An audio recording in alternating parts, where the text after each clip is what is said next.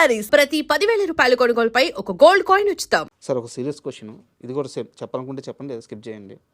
రానా గారితో ఇప్పుడు మీ రిలేషన్ ఎలా ఉంది? ఎవరితోనూ ఎప్పుడు రిలేషన్ ఏమి మనకేమీ చెడదండి. ఇప్పుడు ఆ పర్టికులర్ ప్రాజెక్ట్ విషయంలో సో అది జరగలేదు. ఆ ప్రాజెక్ట్ జరగనప్పుడు సో తను అది వేరే రకంగా ప్రయత్నాలు చేసినప్పుడు నేను కొద్దిగా హర్ట్ అయ్యాను. హర్ట్ అయ్యి నా హర్ట్నెస్ని ఎక్స్ప్రెస్ చేశాను అంతే. అంతకు మించి దాని మీద ఏమి ఆ తర్వాత మళ్ళీ మేము మాట్లాడుకున్నాం, మేము మెసేజ్లు ఇచ్చుకున్నాం, మాట్లాడుకున్నారా? అది మాకు ఇవన్నీ అంటే పర్సనల్గా వాళ్ళ మీద మనకేముంటుంది, చిన్న ప్రొఫెషనల్గా ఒక చిన్న ఇది అది అక్కడతో అయిపోయింది.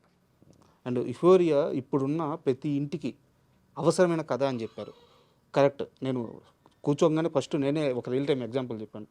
బట్ మీ ఇంటికి ఈ కథ ఎంత అవసరమైంది, ఈ సినిమా ఎంత అవసరమైంది, ఈ సినిమా సక్సెస్ ఎంత అవసరమైంది? అంటే ఇది ఎందుకంటే ఫ్యామిలీ మొత్తం దీనికోసం 3 ఏళ్ళ నుంచి కష్టపడుతున్నారు. అంటే ఫస్ట్ మా అందరికి కూడా కథ చెప్పాలన్న ఆసక్తే. ఈ కథని రైట్ టైం ఇది చెప్పడానికి అని ఆసక్తి. అందుకనే ఇప్పుడు మేమందరం కూడా చాలా ఎమోషనల్ కనెక్ట్తో ఉన్నాం. రేపొద్దున్న జనం కూడా ఈ సినిమా చూసిన తర్వాత అంతే ఎమోషనల్ కనెక్ట్ వస్తుంది. అంటే ఆ ఎమోషనల్ కనెక్ట్ రావడానికి ఇదేదో మనకి స్వీయ అనుభవంతోనో దీంతోనో వచ్చేది కాదు. ఈ రోజున సొసైటీలో మన ఎదురింట్లోనో పక్కింట్లోనో ఇలాంటివి జరుగుతున్నాయి కదా, మన ఇంట్లో కూడా జరిగే అవకాశం ఉంది కదా, మనం ఎంత జాగ్రత్తగా ఎంత అలర్ట్గా ఉండాలి అనే ఒక అవేర్నెస్, ఒక కాన్షియస్నెస్ క్రియేట్ చేస్తుంది. సో అందుకని ఈ కథను చెప్పాలన్న ఒక కుతూహలంతో మేము ఎప్పుడెప్పుడు చెప్తామా అనేది మేము నమ్మాం. మేము గట్టిగా నమ్మి మేము సాటిస్ఫైడ్ అన్ని రకాలుగా. సో అందుకని రేపొద్దున్న అదే రిజల్ట్ని ఆడియన్స్ నుంచి రప్పించుకుంటాం అనే నమ్మకం ఉంది. నేను విన్నది అంటే చాలా దగ్గర నుంచి విన్నాను, నెక్స్ట్ హిరణ్యకశ్యప తీయడానికి చాలా ట్రయల్స్ చేస్తున్నారు, చాలా సీరియస్గా ఉన్నారు. మేబీ నెక్స్ట్ ప్రాజెక్ట్ అదే ఉండబోవచ్చు గుణశేఖర్ గారిది అని తెలుస్తుంది. నిజమా అబద్ధం? ఇంకా నేనైతే ఇంకేమనుకోలేదండి. ఆ కథ మీద సీరియస్గా ఉన్నారు.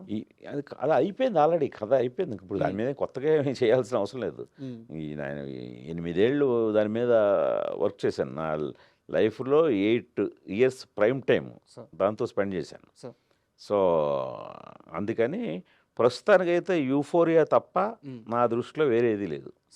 ఈరోజు ఈ సినిమాని జనాల దగ్గరికి సక్సెస్ఫుల్గా చేర్చడమే నా మిషన్, అంతే. ఇంక వేరే ఆలోచన కూడా లేదు ప్రస్తుతానికి. అండ్ February 6th సో ఫైనల్గా అంటే గుణశేఖర్ నుంచి ఒక సినిమా వస్తుంది అంటే ఆ సినిమాలో ఖచ్చితంగా ఏదో ఒక సమాజానికి ఉపయోగపడేది ఉంటుందని మాకు తెలుసు. ఈ జనరేషన్కి యుఫోరియా గురించి ఫైనల్గా ఏం చెప్తారు? ఎందుకు చూడాలి, ఏం నేర్చుకోవాలి? ఎందుకు అంటే ఏం నేర్చుకోవడానికి నేనేదో ఉపదేశాలు అయితే ఇవ్వట్లేదండి, స్ట్రిక్ట్గా ఇవ్వట్లేదు. మీరు అదైతే భరోసా ఇస్తున్నాను. నేను మీకు మెసేజ్లు ఇచ్చేసి ప్రీచింగ్లు ఇచ్చేసి అయితే భయపెట్టను. సరదాగా మన కుర్రాళ్ళ మధ్యలో సరదాగా జరుగుతున్న కథని ఆ సరదాగా జరుగుతున్న వాటిలోనే అమ్మ ఇంత జరుగుతుందా, ఇంతలాగా మనం విచక్షణ కోల్పోతే మన జీవితాలు ఇలాగా ఎంత నాశనం అయిపోతాయా, ఇంత కాన్సిక్వెన్సెస్ ఫేస్ చేయాల్సి ఉంటుందా అని ఇటు కుర్రాళ్ళు కానీ ఇటు ఫ్యామిలీస్ కానీ